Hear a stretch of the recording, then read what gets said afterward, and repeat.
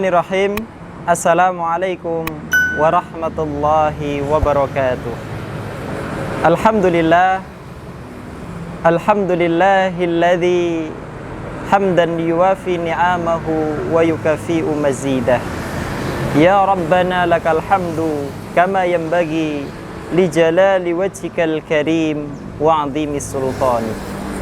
Asyhadu an la ilaha illallah wahdahu la syarika lah wa asyhadu anna Muhammadan abduhu wa rasuluh la nabiyya wa la rasula ba'dah. Wa qala Allah ta'ala fi kitabihil karim, ya ayyuhalladzina amanu ittaqullaha wal tanzur nafsum ma qaddamat lighad wattaqullaha innallaha khabirum bima ta'malun. Wa qala Rasulullah sallallahu alaihi wasallam, ittaqillaha haitsuma kunta wa atbi'is sayyi'atal hasanat tamhuha wa khaliqin nas bi khuluqin hasanin. Sadaqallah wa sadaqa rasuluhul karim. Allahumma arhamna bil Qur'an. Para pemirsa yang dirahmati oleh Allah Subhanahu wa taala, puji syukur senantiasa kita haturkan kepada Allah Subhanahu wa taala yang telah memberikan berbagai macam kenikmatan kepada kita semua, sehingga kita dapat menjalankan ibadah di bulan Ramadan ini. Dan senantiasa kita bermohon kepada Allah, semoga Allah menerima amal ibadah yang telah kita tunaikan. Salawat dan salam tak lupa kita haturkan kepada suri tauladan kita, Nabi Agung, Nabi besar, Nabiullah Muhammad sallallahu alaihi wasallam, yang telah menuntun manusia dari kegelapan zaman menuju zaman yang terang benderang, dari zaman jahiliyah menuju zaman Islamiyah. Dan alhamdulillah kita semua dapat merasakan buah manis dari perjuangan Rasulullah sallallahu alaihi wasallam, yaitu kita merasakan keimanan, kita dapat merasakan keislaman. Para pemirsa yang dirahmati oleh Allah Subhanahu wa taala, pada kali ini kita akan mentadaburi salah satu di antara ayat-ayat Allah Subhanahu wa taala di dalam Quran surat Al-Maidah ayat 27. Al-Quranul Karim sepertiga di antaranya berisi tentang kisah-kisah. Dan Allah Subhanahu wa taala menjadikan kisah untuk diambil pelajaran, untuk diambil hikmah dan ibrahnya. Sebagaimana disebutkan di dalam Quran surat Yusuf, Allah Subhanahu wa taala berfirman, laqad kana fi qasasihim ibratul liulil albab.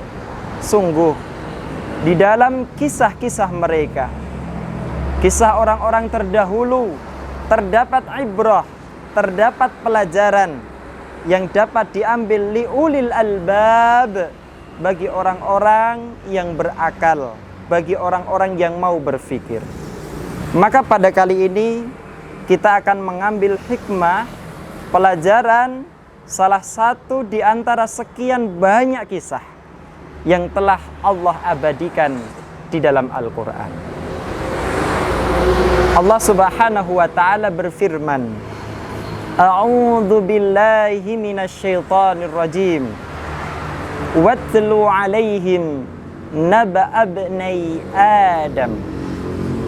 Allah perintahkan kepada Nabi Muhammad untuk menceritakan alaihim, kepada mereka, kepada para sahabat, kepada kaum muslimin, naba'a ibnai Adam, yaitu tentang kisah dua anak Nabi Adam alaihissalam. Siapakah dua anak Nabi Adam? Ada riwayat yang menyebutkan bahwa mereka bernama Habil dan Qabil. Meskipun penamaan Qabil dan Habil tidak kita jumpai dalam Al-Quran, bahkan tidak kita jumpai di dalam hadis yang sahih, karena itu berasal dari kisah-kisah Israiliyat.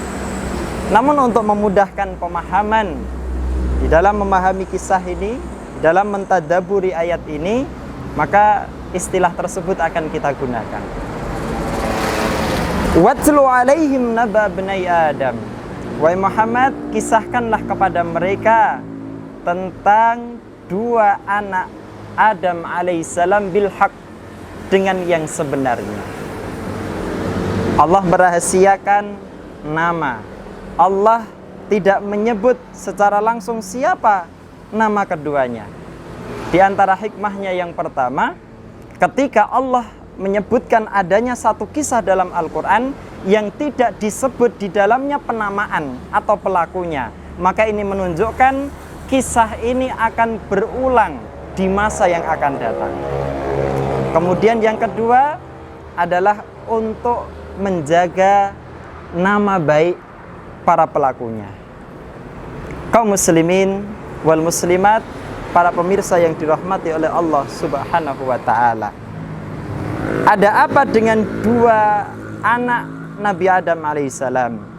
Disebutkan di dalam ayat ini, id qarraba qurbanan, tatkala keduanya berkurban, tatkala keduanya mempersembahkan sesuatu untuk mendekatkan diri mereka di hadapan Allah Subhanahu wa ta'ala. Fatuqubbila min ahadihima walam yutaqabbal minal akhar. Allah Subhanahu wa ta'ala menerima salah satu di antara kurban, salah satu di antara keduanya, dan Allah Subhanahu wa ta'ala lam yataqabbal, tidak menerima di antara yang lain. Kaum muslimin, para pemirsa yang dirahmati Allah Subhanahu wa ta'ala, maka pada saat itulah tatkala kurban salah satu di antara keduanya tidak diterima. Dalam riwayat, dalam tafsir Ibnu Katsir disebutkan bahwa yang diterima adalah kurban Habil, dan yang tidak diterima adalah kurban dari Qabil. Di dalam tafsir Ibnu Abbas disebutkan, Ibnu Abbas meriwayatkan bahwa Nabiullah Adam alaihissalam tatkala dikaruniai keturunan, selalu yang dilahirkan oleh istri beliau berupa anak kembar. Adapun kembar yang dimaksud adalah kembar dampit dalam istilah kita, itu kembar laki-laki dan perempuan. Dan pada saat itulah syariat menuntun mereka untuk dinikahkan atau untuk dikawinkan secara silang. Artinya pernikahan pada saat itu tidak diperbolehkan yang kembar dampit atau keluar dalam satu waktu ataupun keluar dalam satu perut tadi, maka harus disilangkan. Nah, ketika itulah kembaran Qabil ini adalah wanita yang cantik jelita. Namun sebaliknya, kembaran dari Habil wanita yang tidak terlalu cantik. Maka disitulah Qabil hendak dinikahkan dengan wanita atau kembaran dampit dari si Habil. Begitu pula sebaliknya, Habil akan dinikahkan dengan wanita kembaran dampit dari si Qabil. Namun pada saat itulah Qabil merasa tidak terima dengan ketentuan, dengan keputusan yang telah ditentukan. Maka pada saat itulah keduanya diperintahkan untuk berkorban. Maka Habil, karena dia seorang peternak, dia berkorban seekor domba yang besar, dan korbannya ini semata-mata diniatkan karena Allah.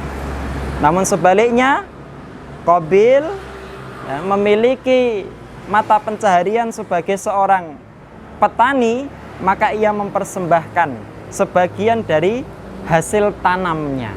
Namun barang sesuatu yang dipersembahkan tidak terlalu baik. Dan pada saat itulah yang diterima adalah kurban dari Habil ini. Lantas apa yang terjadi? Qala la'aqtulannak.